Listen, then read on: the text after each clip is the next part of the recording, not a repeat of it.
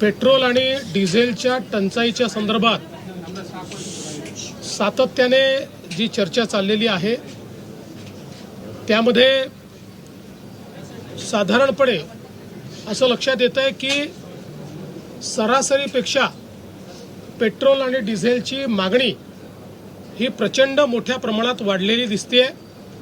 त्याचीही आपूर्ती आपण करतोच, पण कुठेतरी याच्यात साठेबाजी होते आहे असे निदर्शनास येत आहे। त्या संदर्भात पुरवठा विभाग आणि गृह विभाग हे जॉईंटली आता कारवाई करतील।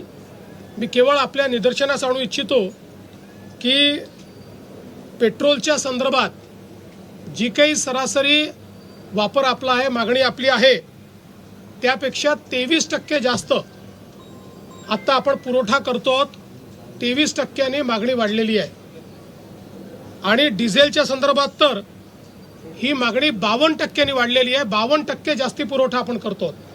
म्हणजे सरासरी मागील वर्षी किंवा याही वर्षी प्रतिदिनाचा जो पुरवठा या काळातला त्या पुरवठ्यापेक्षा 52% जास्त डिझेल हे आता पेट्रोल पंपाच्या माध्यमातून आपण पुरवतो आणि तरीही टंचाई सदृश स्थिती ही तयार होते।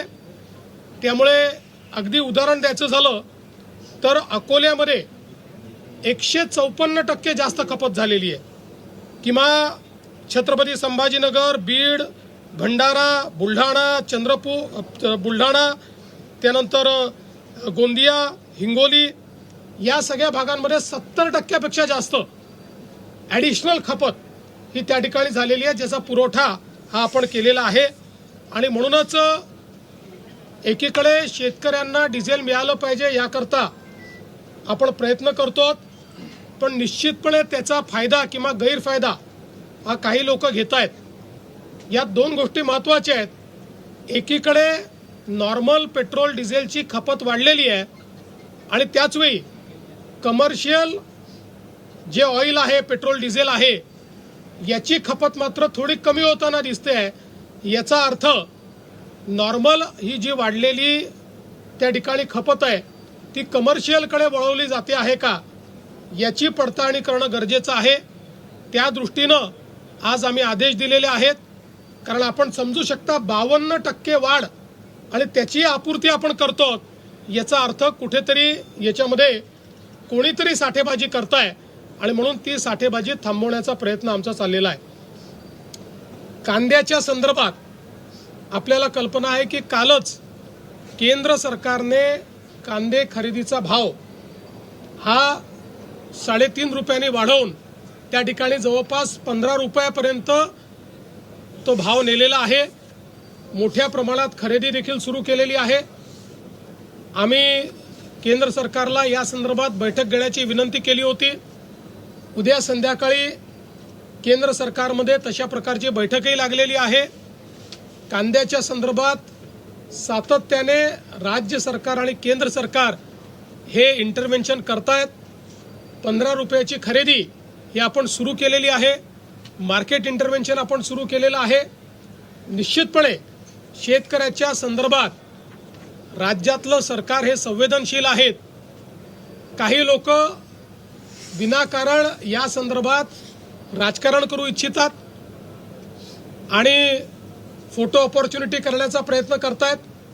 त्यांनाही माझं सांगणं आहे की जर राज्य सरकारने आणि केंद्र सरकारने 15 रुपयाने खरेदीचा निर्णय केला आहे, तुमच्या काळात कधी केला होता काय दाखवा, तो कधीच दिसणार नाही। आम्ही संवेदनशील आहोत म्हणूनच हे करतो, पण आम्हाला याची कल्पना आहे की एवढं करून भागणार नाही, अनेक गोष्टी कराव्या लागतील आणि म्हणूनच केंद्र सरकारसोबत उद्याला बैठक आम्ही करतो आणि त्या बैठकीतून दीर्घकालीन काय उपाययोजना करता येतील याचा प्रयत्न केला जाणार आहे। काही नेत्यांकडनं सर या कांदा प्रश्नाच्या अनुषंगाने राजकीय आंदोलन सुद्धा केलं जात आहे, त्याबद्दल काय? 100% राजकीय आंदोलन आहे। म्हणजे कांदा कापल्यानंतरही ज्यांच्या डोळ्यात अश्रू येणार नाहीत अशी मंडळी आता अश्रू ढाळण्याचा प्रयत्न करतायत। पण मी स्पष्टपणे सांगतो, महायुतीचं सरकार कांद्याच्या संदर्भात संवेदनशीलतेनं काम करण्याचा प्रयत्न करते। नाशिकमध्ये आहे ते आंदोलन पाहायला मिळतंय, कारण की रस्त्यावर उतरून हे आंदोलन करतात, रस्ता रोको करण्याचा प्रयत्न देखील नाही, मला असं वाटतं की फोटो ऑपॉर्च्युनिटी चालली आहे, ते विरोधी पक्षात आहेत, त्यांचं काम आहे ते दाखवून राहिले आहेत. सर, काँग्रेसच्या खासदार प्रणिती शिंदे आहेत, वारंवार मोदींवरती टीका करतात. पुन्हा एकदा त्यांनी एक टीका केली आहे.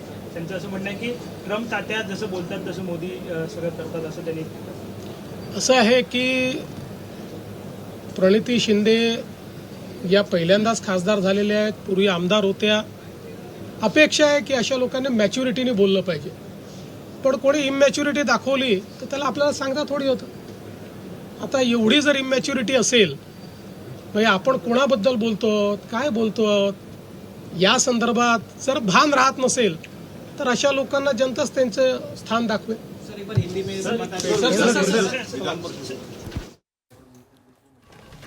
तर कांदा प्रश्नावर मुख्यमंत्री देवेंद्र फडणवीस यांनी प्रतिक्रिया दिलेली आहे. कांदा प्रश्नाबाबत सरकार हे संवेदनशील आहे. कांद्याला प्रति किलो 15 रुपये भाव दिला जातोय.